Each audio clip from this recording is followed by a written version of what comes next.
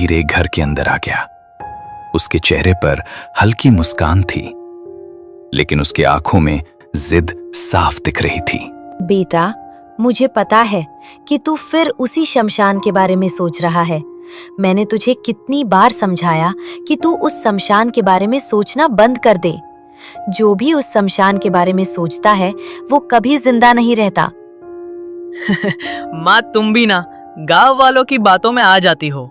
वहाँ कुछ नहीं है, वहाँ सिर्फ मरे हुए लोगों की चिता जलती है।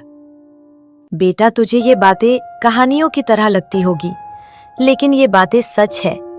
तू नहीं जानता है बेटा, कुछ साल पहले तेरे पिताजी भी रात को उसी शमशान के पास गए थे, लेकिन कभी जिंदा वापस घर नहीं आ पाए। और अब तू भी वही अपने पिताजी जैसी भूल कर रहा है। माँ की ये बातें सुन के अजय का चेहरा अचानक गंभीर हो जाता है। क्या मतलब माँ? पिताजी भी उसी शमशान के पास गए थे क्या? सच में पिताजी की मौत उसी शमशान में हुई थी? हाँ बेटा, उस रात के बाद तुम्हारे पिताजी कभी घर वापस नहीं आए। ये बातें जाने दो बेटा, अब तू सो जा। थोड़ी देर बाद दोनों सो जाते हैं, लेकिन अजय को नींद नहीं आ रही थी। कमरे में अचानक सन्नाटा छा गया। सिर्फ दीवार पर टंगी घड़ी की टिक टिक सुनाई दे रही थी। अजय पहली बार थोड़ा डर गया था, लेकिन उसके अंदर का सवाल डर से भी बड़ा था। थोड़ी देर बाद अजय घर से बाहर निकलने लगता है। उसकी मां रुक्मणी सो चुकी थी और अजय चुपचाप दरवाजा खोलकर बाहर निकल गया। अभी भी गांव के लोग सोए नहीं थे, क्योंकि रात के 8:30 ही हो रहे थे। अजय गांव के गलियों से उस शमशान की तरफ बढ़ रहा था। जाते जाते रास्ते में अजय को अंधेरे में उसे उसका दोस्त आदित्य मिला। अजय, रुक जा। मुझे पता था कि तू आज हमारे गांव के शमशान जाएगा, इसीलिए मैं तुम्हारा यहां इंतजार कर रहा था। मैं तुझे अकेला नहीं छोड़ सकता। चल, मैं भी तेरे साथ शमशान चलता हूं। तू मेरे साथ मत आ, मैं अकेला ही उस शमशान घाट के तरफ जाऊंगा। एक बात और, शमशान का रास्ता बहुत ही खतरनाक है। तू घर वापस चला जा।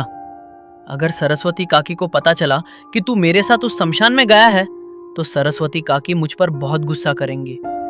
इसलिए बोलता हूँ कि तू अभी घर वापस चला जा। अरे अजय, तुम उसकी टेंशन मत लो। मैं अभी घर से आया हूं। माँ गहरी नींद में सो रही हैं, उन्हें कुछ पता नहीं चलेगा। और तू मेरा दोस्त है, तुझे मैं अकेले इस मुसीबत में कैसे जाने दूं? चल, मैं भी तेरे साथ शमशान में चलता हूं।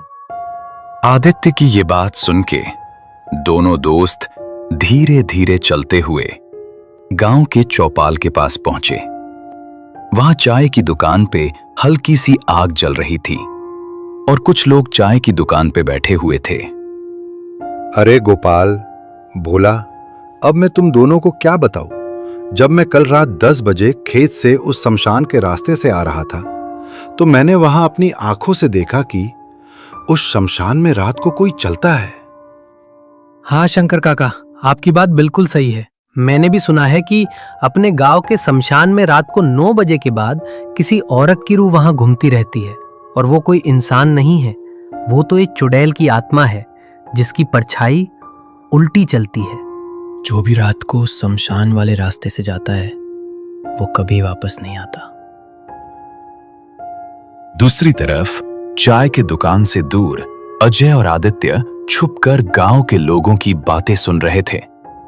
गांव के लोगों की ये बातें सुन के उन दोनों की धड़कन तेज हो जाती है। वो शमशान सिर्फ मरे हुए लोगों के लिए नहीं है, वो उन आत्माओं का है जिनकी मौत अधूरी रह गई। दूसरी तरफ अजय और आदित्य ये सब समझ चुके थे। उन दोनों ने एक गहरी सांस ली और शमशान की तरफ बढ़ने का फैसला कर लिया। अजय, देख, हवा कितनी ठंडी हो गई है। मन कह रहा है कि वापिस घर लौट चले। रास्ता भी कितना डरावना लग रहा है। आदित्य, अब रुकने का कोई मतलब नहीं है। अब हम दोनों ने कदम आगे बढ़ा दिए हैं, तो सच जानकर ही रहेंगे। तू डर मत, मैं हूं ना, तू सिर्फ मेरे पीछे पीछे आ। अजय और आदित्य शमशान के रास्ते से जाने लगते हैं। रास्ता अंधेरे से भरा हुआ था। उन दोनों के हाथ में न टॉर्च थी न ही लालटेन। वो दोनों बिना रोशनी के ही उस शमशान के रास्ते से आगे बढ़ रहे थे। रास्ते से पेड़ों के पत्ते जोर से हिलने लगे। अजय और आदित्य का हर कदम उन दोनों को उस शमशान के पास ले जा रहा था, जहां से आज तक कोई वापिस घर नहीं लौट आया। जैसे ही अजय और आदित्य ने शमशान की सीमा में कदम रखा, तभी उनको पीछे से एक आवाज सुनाई दी। आ जाओ मेरे मेहमानों, आ जाओ। मुझे पता था कि तुम दोनों आज इस शमशान में आओगे। अजय, आदित्य, तुम शमशान में आ ही गए। ये आवाज सुन के अजय और आदित्य धीरे धीरे पीछे मुड़े, लेकिन पीछे कोई नहीं था। उनके पीछे से आई वो आवाज उनके कानों में अभी भी गूंज रही थी। अजय, वो किसकी आवाज थी? उसने तो हमारा नाम लिया। इसे कैसे पता कि हम यहाँ आने वाले हैं? अजय, जल्दी यहाँ से भाग। मुझे यहाँ कुछ ठीक नहीं लग रहा है। कौन है वहाँ?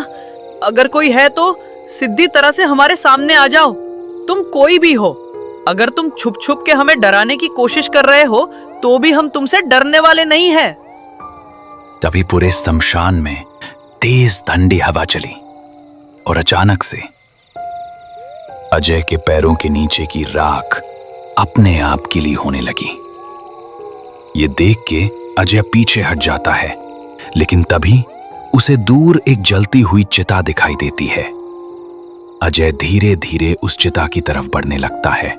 जैसे ही अजय चिता की तरफ जाने लगता है, तभी उसका दोस्त आदित्य डरते हुए अजय को कहता है, अजय रुक, उस चिता के पास मत जा, ये कोई माया जाल है।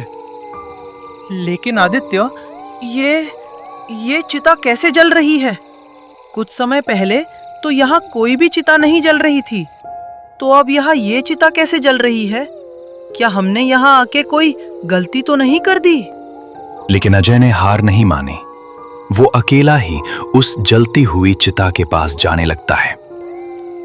जैसे ही अजय उस जलती हुई चिता के पास पहुंचा, तभी अचानक चिता की आग तेज हो गई और आग के अंदर उसे एक औरत जलती हुई दिखाई दी, जो उसी गांव की एक औरत थी। कुछ दिन पहले उसे किसी गलती के कारण गांव वालों ने इसी शमशान घाटी में जिंदा जला दिया था। अजय, तुम भी गांव के बाकी लोगों की तरह इस शमशान घाट में फंस जाओगे। अब तुम्हें और तुम्हारे दोस्त को मेरे कहर से कोई नहीं बचा सकता। उसकी इस बातों ने अजय डर के मारे पीछे हटने लगा। तभी वहां उसका दोस्त आदित्य आ जाता है। हम दोनों को जाने दो, हम दोनों यहाँ से चले जाएंगे। हमने तुम्हारा क्या बिगाड़ा है? देखते ही देखते चिता की वो जलती हुई औरत उस आग में गायब हो जाती है। बेटा अजय, बेटा आदित्य, मैंने गांव वालों को मना किया था कि इस शमशान घाट के तरफ मत आया करो, तो भी तुम दोनों इस श्रापित शमशान घाट के अंदर आ गए हो। माधो काका, हमें नहीं पता था कि इस शमशान घाटी में आने से हमारे ऊपर मुसीबत आने वाली है। काका, हमें घर पहुंचा दो, यहाँ बहुत डर लग रहा है हमें। बेटा आदित्य, ये शमशान है और ये शमशान जिंदा लोगों के लिए नहीं है, और जो एक बार यहाँ आ जाता है वो जिंदा वापस घर में ही जाता। तभी अचानक वहां की हवा और तेज हो जाती है और पूरा शमशान अंधेरे में डूब जाता है, और उसी अंधेरे से फिर से वही आवाज गूंजती है। अब तुम दोनों को इस शमशान घाट से मेरे से कोई नहीं बचा सकता। अब तुम दोनों कहीं नहीं जा सकते। अब तुम दोनों हमेशा के लिए इसी शमशान घाट का हिस्सा बनकर रह जाओगे।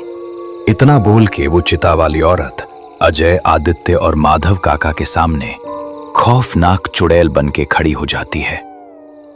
उसके दांत बड़े बड़े थे। अब तुम दोनों यहाँ से नहीं भाग सकते। ये मेरा इलाका है। अब तुम दोनों को मुझसे कोई नहीं बचा सकता। माधव काका, ये सब क्या है? और ये कौन है? और ये औरत हम दोनों को क्यों मारना चाहती है? बेटा अजय, ये इस शमशान की अधूरी आत्मा है जिसे गांव वालों ने कुछ दिन पहले जिंदा जला दिया था। ये गांव वालों से बदला लेना चाहती है और तुम दोनों इसी गांव के हो, इसीलिए ये तुम दोनों के पीछे पड़ चुकी है। चुड़ैल धीरे धीरे अजय और आदित्य की